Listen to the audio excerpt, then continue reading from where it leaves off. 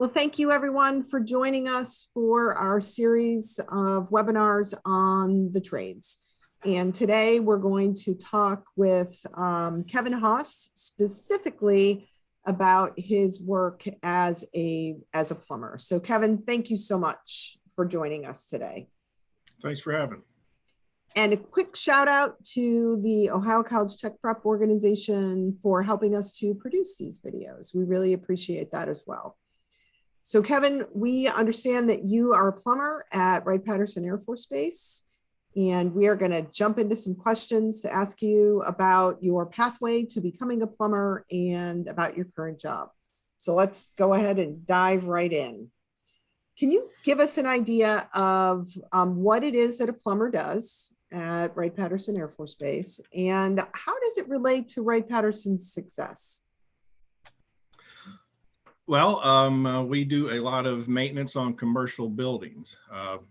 We do fairly, not so many projects, but just the regular maintenance of all the bathrooms, roof drains, fire protection systems, and backflow devices for the base.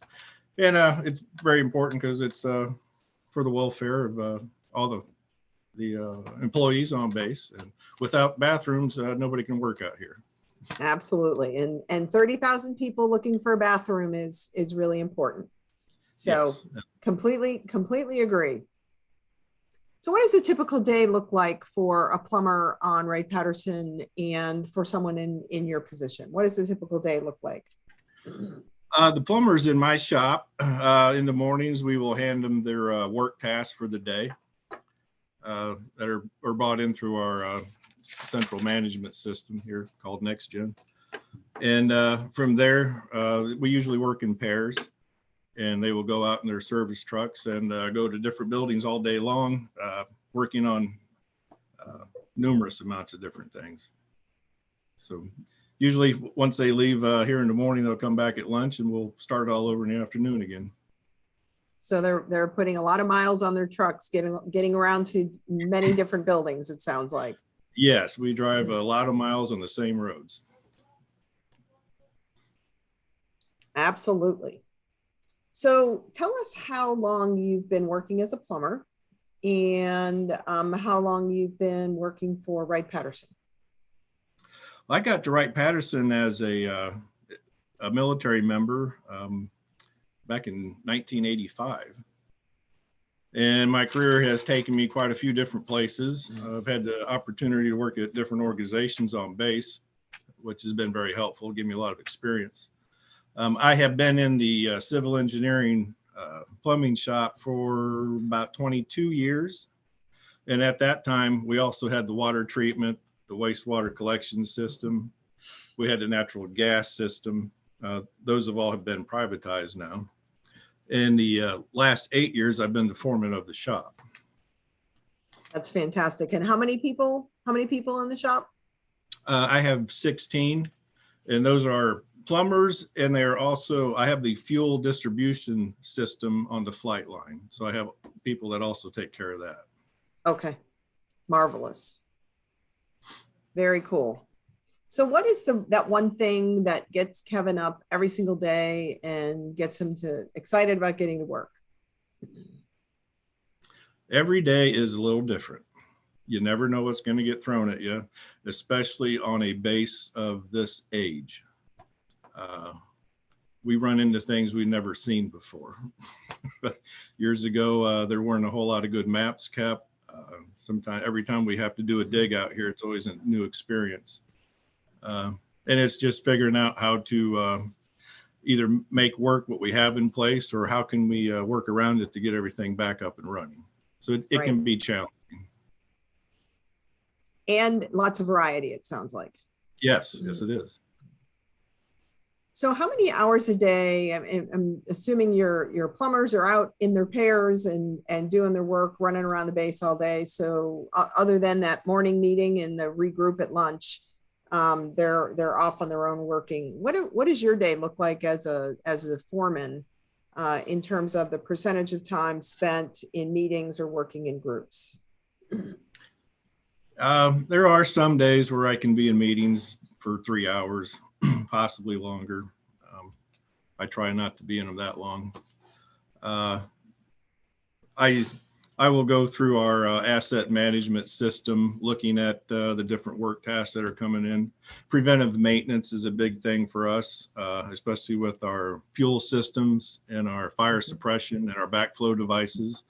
There are things that are required to be done every year. We keep track of those, and just the whole workload that's coming into the shop and what we're going to be doing tomorrow. And then I try to get out as much as I can and actually get in the field with the guys and see what they're doing. And I know they appreciate that. Sometimes. So what's one of the biggest challenges in your job with what you do every day? I guess biggest challenge right now is making sure that we can get all of our preventive maintenance done on time. We can be really streaky on our workload. Here with the whole COVID pandemic going on, there weren't a lot of people on base. We didn't have as much routine maintenance type of work coming in. We were able to stay on top of the preventive maintenance. Now that more people are coming back, now we're getting more of an influx of work orders coming in, things being broke, things being plugged up, so just keeping the balance between keeping everybody employed and get all the required work done can be challenging at times. Exactly. Balancing that workload. It's a daily challenge. It is. Mm-hmm. Absolutely. So the work environment then for you is, it sounds like primarily office based, but for your team, obviously they're in a multitude of different environments throughout the day. Yes, we can be anywhere from down in basements to underneath foundations to digging a hole to working in brand new bathrooms to being on a roof, unplugging a roof drain. It can be wide open. And then of course my fuel guys, they'll be out on the flight line all day, rain or shine. Right. Or snow. Right. Making sure everything is continuing to operate the way it should. Mm-hmm. So what about being on call? Are you expected to be on call? Me, myself being the foreman, yeah, they can call me anytime. My guys, they take on-call status a week at a time. So on my fuel side, I only have 4 men over there. So every 4 weeks, they have to pull a on-call. And on the plumbing side, I have about 12. So about every 12 weeks, they're required to be on call for a week. Okay. That's okay. So rotate around. Yeah, we rotate it. Okay. So what was the education or experience that helped you get your job? And how does that translate to the young man or woman who wants to be a plumber today? What experience and education would they need? With myself, I got into this position while we still had the water treatment. And what I did with that was I had to go get state certified through the EPA. It is a requirement when you run water systems to be certified. So I took it upon myself to go take the classes and pass the tests and get the certifications to make myself indispensable to the shop. But those have been privatized now. We don't do that.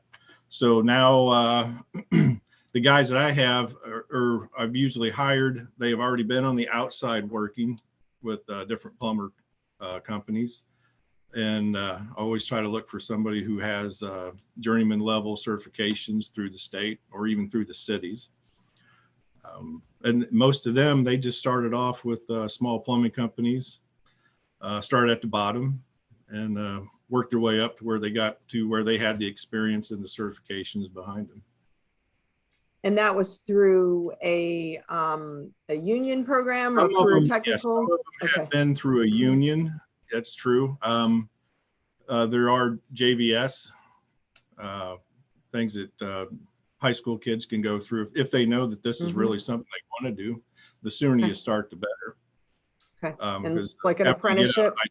Yeah, you would have to be if you got out of high school and just hired right off the street. You know, you'd be more of a laborer type deal, and then get the experience, you know, OJT. Mm-hmm. But then there are the state certifications where you actually go in and test for your different levels of being a journeyman or a master plumber. Okay. Okay.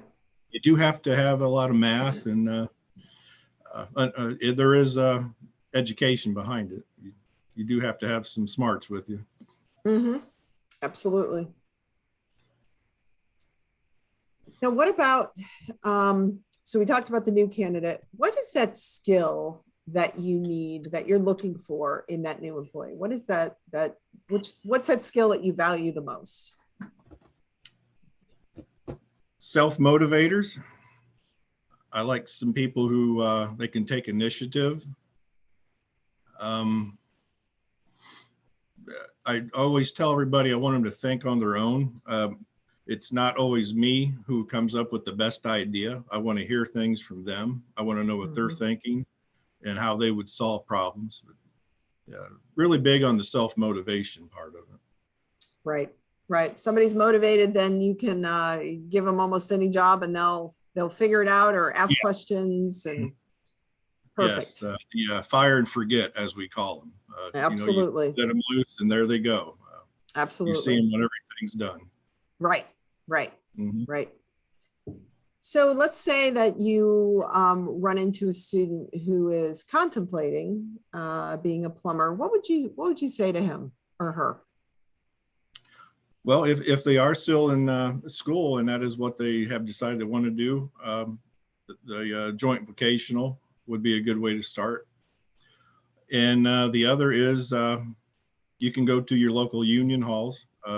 Dayton does have a plumbers and pipe fitter union, or starting with the independent plumbing company that just needs help. And right now they're hiring a lot of people. There is always a demand for plumbers. It's never going to go away. Right. So it's a good career field. It is always going to be needed. Absolutely. So the good news is a lot of options to get into that career field. Yes, there are. All righty. So what about a teacher? What would you want a teacher or a guidance counselor to say to a student who was contemplating being a plumber? I guess I would just tell them to, keep all their options open. My career path went one way and ended up a complete different direction. I kind of went with where the Air Force guided me. Big thing is, decide what they want to do. Try many things. You might want to be a plumber. You might get out and do something else, and you might want to go more towards the pipe fitting field, or any of the trades that are out there that are kind of low on manpower, electricians, all that. Main thing is just keeping your options open and keep an open mind and try different stuff. All right. All right. Now, what does that career path look like? So someone comes in as as an apprentice. What does that career path look like for their, climbing of the ladder if they want to do that? I mean, you said earlier, if they want to just continue to be a baseline plumber, they can do that, or they can move up the pathway. Certifications in the trade. The more you have, the better. The fire suppression certifications, the backflow prevention certifications, getting your journeyman level certifications, and even going to the master level of plumbers to get it. And a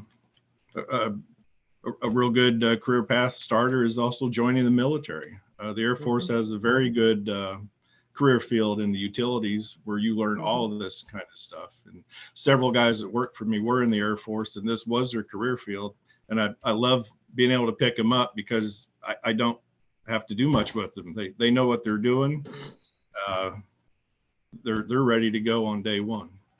Right. And they're trained in multiple different areas as well, which obviously is very helpful to be able to understand the other side.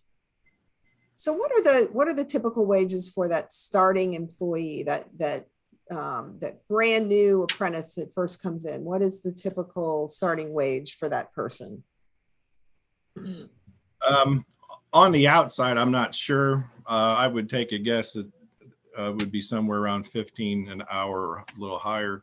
Here, I'm only supposed to be able to hire the intermittent to the master level, and we have to go by the government pay scale. So my guys that I hire brand new off the street, they start off at about $25 an hour. And then in a few years of increases and moving up grades, we max out at $33 an hour right now. Okay. And on the outside, it can go higher. Mm-hmm. Mm-hmm. Sounds like very, very livable wages then in your career field. Yes.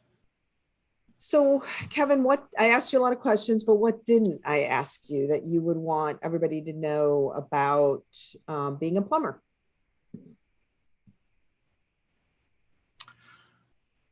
I guess the main thing is getting back to keeping your options open. It might be something you love. I have some guys that absolutely love to do this work. They're very, very good at it. And it might work out great, might not. You might want to go another direction. But with kids, teenagers and stuff, you could go several different directions before you become into your full adulthood. Experience a lot of things. You never know what you'll find you'll like, but find something you do like. And that way, the old cliche of you never have to work a day in your life. And there's a lot of truth to that. Absolutely. Couldn't agree more. Couldn't agree more. So try several things, and I like it. Good advice. Try several things and see what you like, and then pick something that you really enjoy. It makes a huge, huge difference. Absolutely. In your future and for your career. It does. Absolutely. Well, Kevin, thank you again so much for taking your time to be with us today. We really appreciate it. And one more shout out to the Ohio College Tech Prep organization for helping us to produce these videos and these webinars. So thanks everybody for joining us today.